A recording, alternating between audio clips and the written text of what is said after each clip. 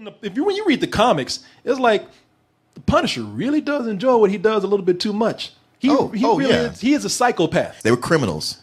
They had it coming. That's all you got to say? Yeah. What you got? Hey, man. Wait, what you got in your pocket? Yeah. Heard you got a parking ticket today. For real, man? You pirating off the internet? Heard you pirated my show off Netflix. Hey, Frank, come on, man.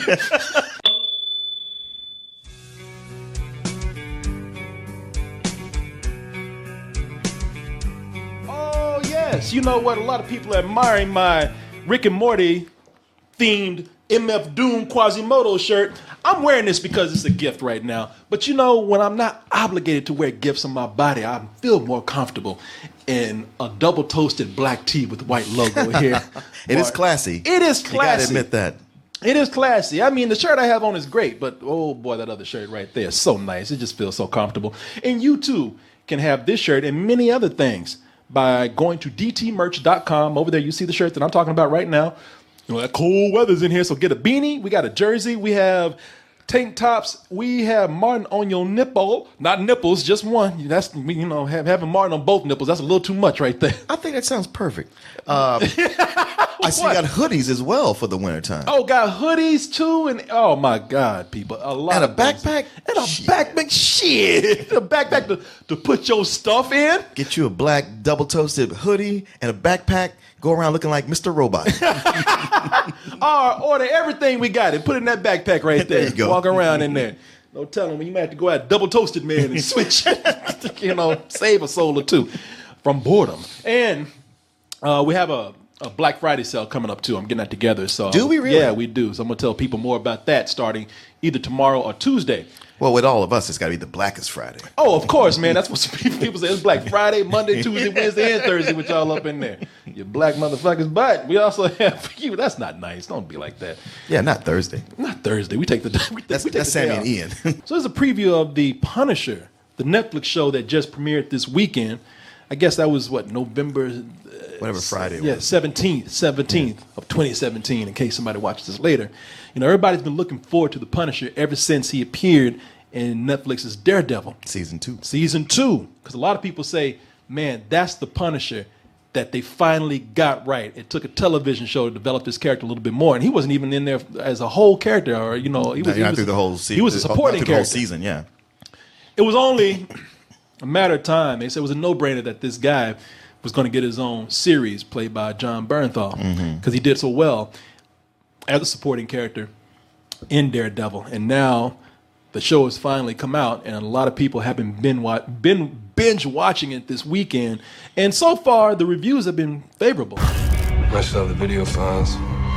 The U.S. military turned you into a hitman, Frank. They killed my family to get to me. Now, I chose that trailer right there for a specific reason, and I'm not finished with the series. Martin, you watching it right now, right? Yeah. I only stopped to watch Mudbound. Now I'm up to I think episode 7. I just turned it on and I realized like, oh, I gotta stop, and it's just right at a point where I'm like, damn, I don't want to cut it off right here. Man, I'm right behind you. I'm on episode 6. I want to get your opinion about this. Now we're going to do a full review this week on the weekly Roast and Toast. You know, we're saving a lot of our TV and Netflix stuff for things of those nature on that particular day. So this Tuesday, I think it's going to be at 9 o'clock Central Standard Time. Look for the full review of the show. But I'm just going to give you some early impressions, as is Martin. And I chose this trailer because what you're looking at is the person, the human of Frank Castle.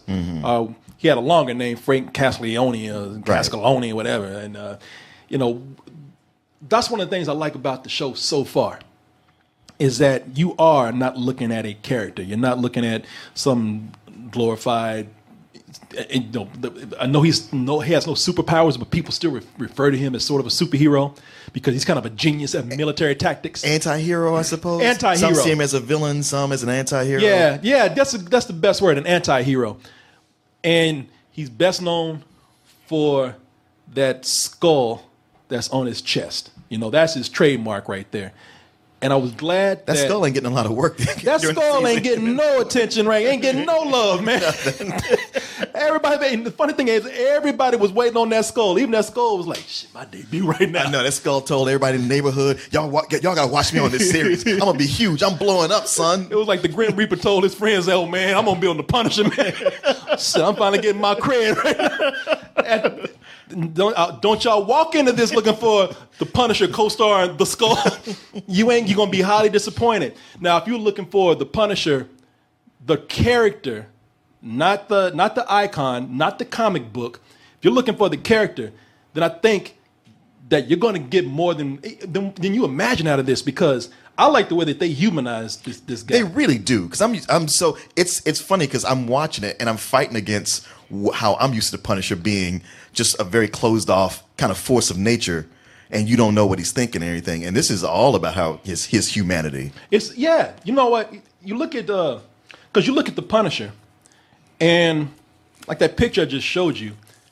I mean, the reason why people they say they like this character so much is because they say that he's complex, and I have to really reevaluate that now after watching this, because I'm thinking he's complex as opposed to the other comic book characters. But now I'm looking at it, and I'm like, in the comic books, he's just a crazy motherfucker, man. You know, that's kind of it. He's crazy, but depending on which writer has him, they're able to inject some of this in there, so you get little pieces of it, and that's what intrigues you more. Yeah, to feel about him. Where this is all that stuff. But I think that for the comics, you know, the humanity comes in that he's just dark and he's brooding and he's conflicted and he's torn, and you know, a lot of times he's just playing it where he's going around quiet with dark lighting, and he's a man of little words.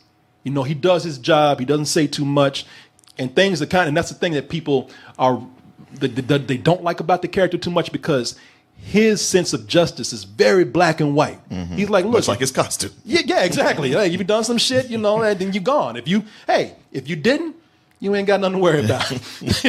So, but with this character in the show, it's amazing how they show him as a human being in so many ways. For one, you see him doing a lot of ordinary things. Yeah.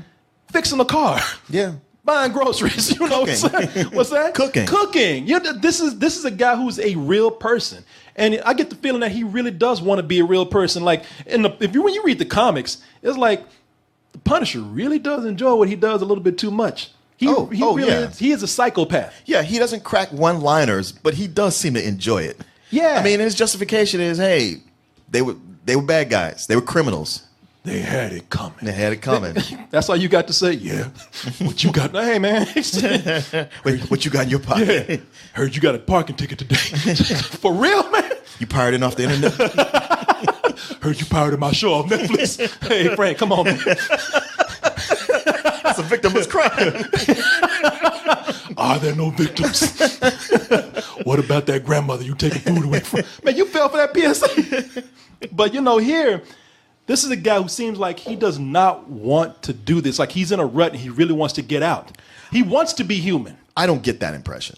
Do you not get that? I don't get the impression he necessarily wants to get out. His mission is, I want to get these certain people. Like before with Daredevil, that was all about Frank Castle, the Punisher, the vigilante. This is not about him being a vigilante. This is about what made him, what happened to his family, and getting that shut down. But mostly this show is so about what happens to vets when they get back. That's the thing that I love about it too. It's all about that. PTSD. And see, let me tell you why I think that he wants to get out. Because no spoilers right here, none at all. But what I'm going to say is that, you know, that it opens up with him getting back at the people who murdered his family. I mean, the first episode shows you like, okay, his job is done. Mm-hmm. In fact, I thought this was one episode. You know, right? His job is finished. But now he's caught in this thing where he's getting more information. There's more people that he has to go after, and he looks exhausted, man. He just looks like I just want to be out of this, even if it's like being dead. You know, it looks like he just doesn't want to do this. Even people are telling him, Frank, man, you were caught up in something. They're telling him you're lonely. You know, your life is bad. He just does not want a cop to like being this person other people see. Yeah. And that's where his mental illness lies. It's not that he's like some bloodthirsty psychopath who enjoys killing. It's a guy who really is suffering from PTSD. Yeah. And so he has this condition that makes him who he is. Right. He's not bloodthirsty. No, he's not bloodthirsty. He just doesn't shy away from it. No, that's the thing. Like any normal person, with some of the stuff he does, especially in the first episode, they'd be like, "Oh, good Lord, okay, I'm sorry," and he's just like, "Hey, it's Monday. You fucked up. I don't know what to tell you." What you gonna do it? Shut the hell up. It's a guy that you see the humanity inside of him wanting to come out. I think you do see something wanting to come out of him, and that's what I'm saying. It looks like he really is struggling with something. Sure. Whether it be what you say, or whether it be what I say, this guy is struggling with something. Oh, definitely that. I mean, he's struggling with demons he had before even it started. Yeah. Just even admitting things about himself, about how he was when his family was still alive. Yeah, and I'm enjoying that, man. I'm really enjoying that. This is about PTSD. I mean, there are parts in the show where we are dealing with other characters. I'm even looking at the beginning of what they had at the trailer right here, and they show some of his combat vets that he went to war with, and I like how they explore the show kind of stops and just explores the issue of PTSD and all these other characters are suffering the same thing, which is a great contrast because you get to see how all these other people were able to move on with their lives, but they didn't lose. Like maybe they lost a limb, maybe they did lose a sense of security. They're all stressed out, but none of them lost what he lost. And this goes to show you what it takes to just push a man over. I like that you have this contrast of all these other people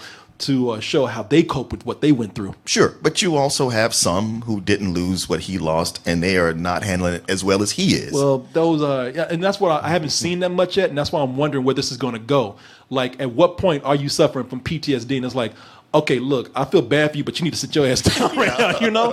I'm sorry for you, but this is, there's other people who have it worse than you do, and they ain't doing what you're doing. And I want to see where that goes. I like that they make some people sympathetic, and then there's some people who are not so sympathetic, and you struggle with that too because you want to feel bad for them. Yeah, this shows it, man. I will tell you, this is a lot deeper than any Netflix show that they've done, and that's why I thought like this is the Punisher not only done right, but this is the Punisher that explores a hero set in this world, or anti-hero set in this world, a character of this type who's normally kind of a really flat character. Comic book character. They've explored the human side of someone more than they've done in any of these Netflix and Marvel shows. Well, they don't have anything involving kung fu, superpowers, supernatural, ninjas, nothing here to fall back on. So it stays, for the most part, very realistic. All of it. Yeah, it does. And you know something? The other thing that we see here, and let me see if I can get to a frame of this.